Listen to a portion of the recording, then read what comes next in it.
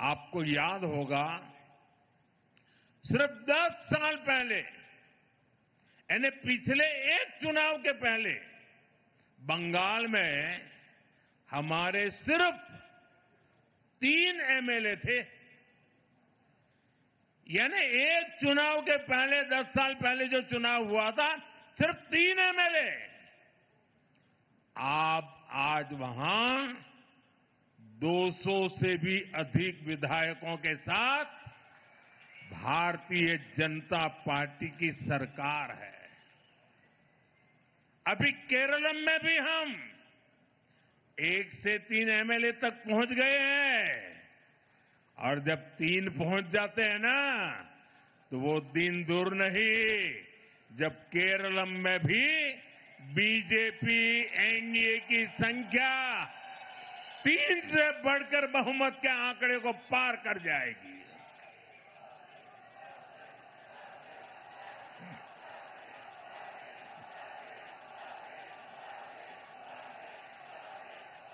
साथियों,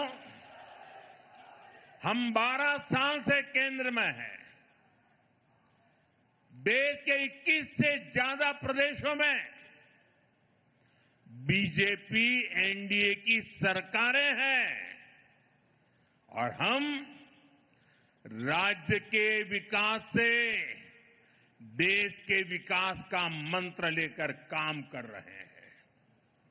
लेकिन दूसरी तरफ आप कांग्रेस को देखिए, जिस पार्टी को 40 साल पहले 400 से अधिक सीटें मिली थी, वो पिछले 3 इलेक्शन में सब कुछ मिलाकर भी 100 का आंकड़ा छू नहीं पा रहे हैं।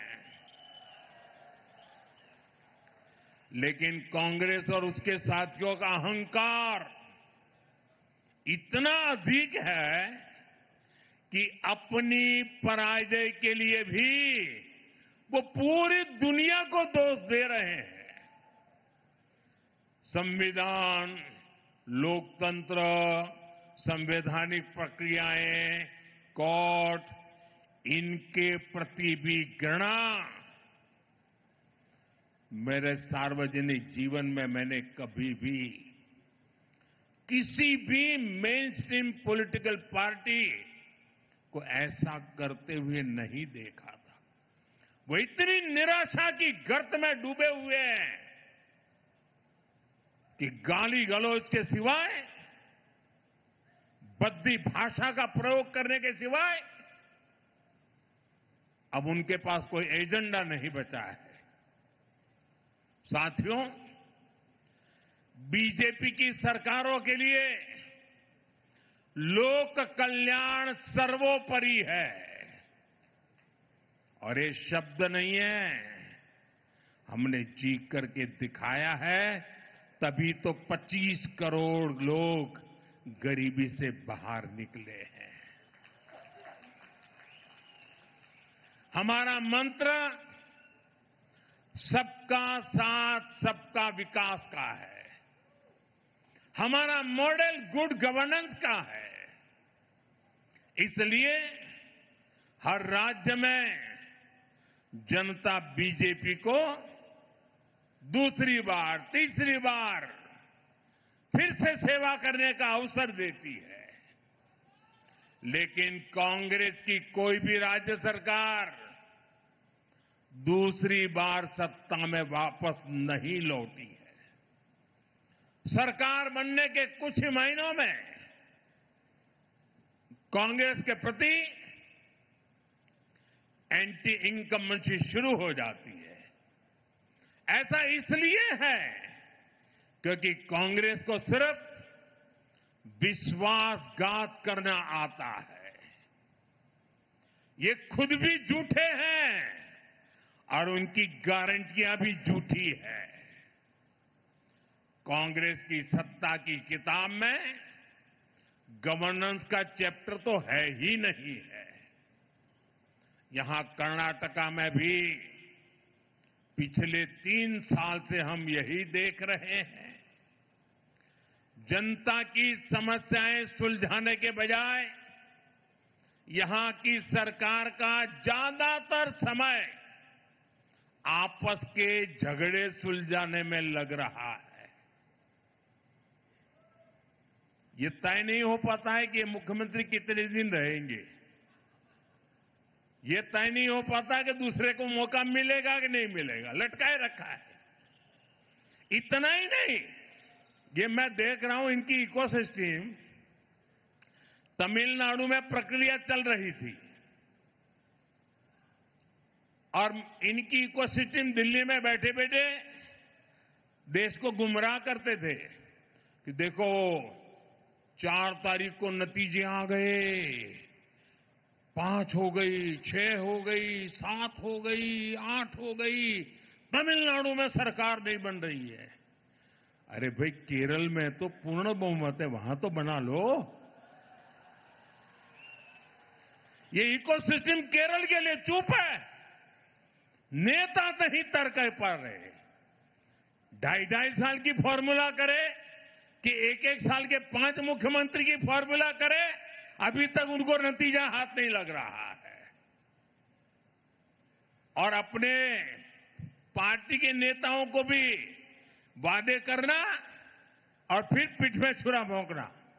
छत्तीसगढ़ में वही किया, राजस्थान में वही किया, कर्नाटका में अभी भी वो खेल चल रहा है। अब केरला की बारी है। साथियों, हिमाचल में तो कांग्रेस सरकार के हालत सुनकर के आप हैरान हो जाओगे। ये इनकी इकोसिस्टम है, मीडिया वाले बाहर बात आने नहीं देते।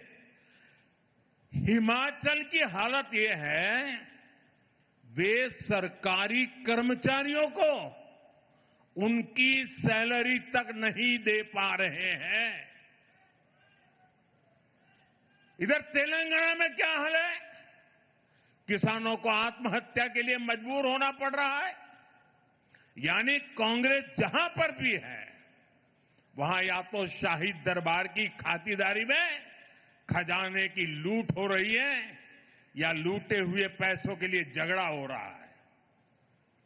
साथियों, कांग्रेस की पहचान आज एक परजीवी पार्टी की बन गई है और इसलिए वो पहला मौका मिलते ही अपने साथियों के साथ भी विश्वासघात करती है।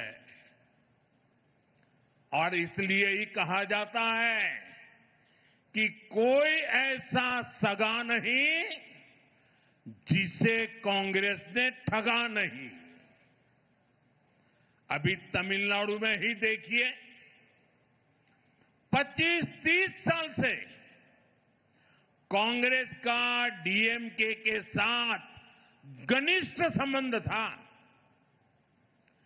डीएमके के साथ गठबंधन ने कितनी ही बार कांग्रेस को संकटों से बाहर निकाला और 2014 के पहले 10 साल उनकी जो सरकार थी, वो भी डीएमके के कारण टिकी थी।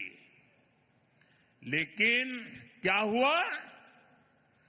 जिस डीएमके के साथ 25-30 साल का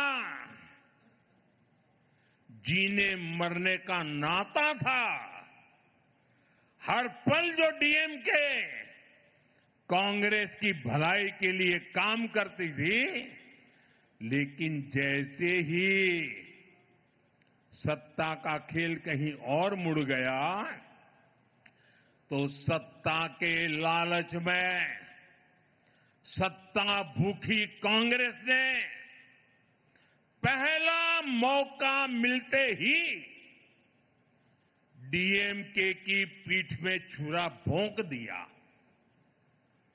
परजीवी कांग्रेस को अब एक और पार्टी चाहिए जिसकी पीठ पर सवार होकर वो प्रासंगिक बनी रह सके। साथियों, कांग्रेस ने एक और विश्वासघात देश की बहनों बेटियों के साथ किया है। दशकों से कांग्रेस देश की महिलाओं की आंखों में धूल झोंकती रही है। कांग्रेस महिला आरक्षण का वादा करती थी और फिर अपने ही सहयोगी दलों से इसका विरोध करवाती थी। बड़ा खेल चला करता था। बीजेपी ने इस खेल को खत्म किया। महिलाओं के लिए 33% आरक्षण का कानून बनाया। लेकिन साथियों, कांग्रेस देश की सबसे बड़ी नारी विरोधी पार्टी है। इसलिए कांग्रेस ने संसद में नारी शक्ति वंदन संशोधन को गिरा दिया। ये संशोधन अगर पास हो जाता तो लोकसभा में कर्नाटका की सीटें कहीं अधिक हो जाती, बढ़ जाती। कर्नाटका से बहुत बड़ी संख्या में बहनें, बेटियां एमएलए बनती, एमपी बनती, देश का भाग्य निर्णय करने में भागीदार बनती। लेकिन कांग्रेस ने ये नहीं होने दिया।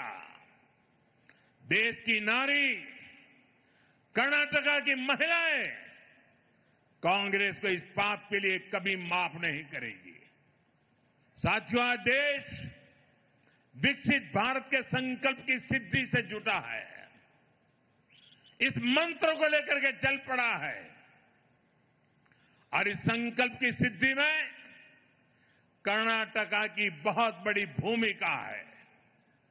इसलिए ये जरूरी है कि कर्नाटका में ईज ऑफ लिविंग और ईज ऑफ डूइंग बिजनेस दोनों बेहतर हो। मैं कर्नाटका के हर परिवारजन को भरोसा दिलाता हूं कि बीजेपी एनडीए सरकार अपनी तरफ से हर प्रयास कर रही है। साथियों, बीजेपी के लिए देश का हित, देश के लोगों का हित, ये हमारे लिए सर्वोपरि है। आप देख रहे हैं कि इस समय वैश्विक स्तर पर किस तरह की चुनौतियां हैं। वेस्ट एशिया में संकट की स्थितियां लगातार बनी हुई है। युद्ध के इस माहौल का बहुत नकारात्मक असर पूरे विश्व पर पड़ा है और भारत भी इससे प्रभावित हो रहा है। हमारे नार प्रभु केम्पेगौड़ा जी कर्तव्य पालन की मिसाल रहे हैं। उनकी धरती से मैं आज देश के लोगों से भी एक आग्रह करना चाहता हूं। देश के बढ़ते हुए सामर्थ्य में हमें अपना संयम भी बढ़ाना होगा। हमें मिलकर संसाधनों को बचाना होगा। देश के हितों की रक्षा करनी होगी। जिस तरह कोरोना काल में हमने संकटों का मिलकर सामना किया था, वैसे ही देशभक्ति की भावना से हमें फिर एक बार भारत को इन वैश्विक संकटों से निकालने के लिए एक साथ खड़ा होना ही होगा। अपने अपने कर्तव्यों पर बल देना होगा। मुझे विश्वास है ऐसा करके हम हर चुनौती का सामना कर पाएंगे। एक बार फिर यहां इतनी बड़ी संख्या में आने के लिए और सुबह सुबह आने के लिए और ये केसरिया सूरज उगाने के लिए मैं आपका बहुत बहुत आभारी हूं। यहां कुछ बच्चे बढ़िया बढ़िया चित्र बना के ले आए हैं। जरा हमारे एसपी जी के लोग ये चित्र ले लें इन बच्चों से। अगर आपका एड्रेस लिखा होगा तो मैं चिट्ठी लिखूंगा आपको। बहुत बहुत धन्यवाद बेटा। देखिए इधर भी कोई चित्र लेकर के भाग रहा है, ले लो भाई।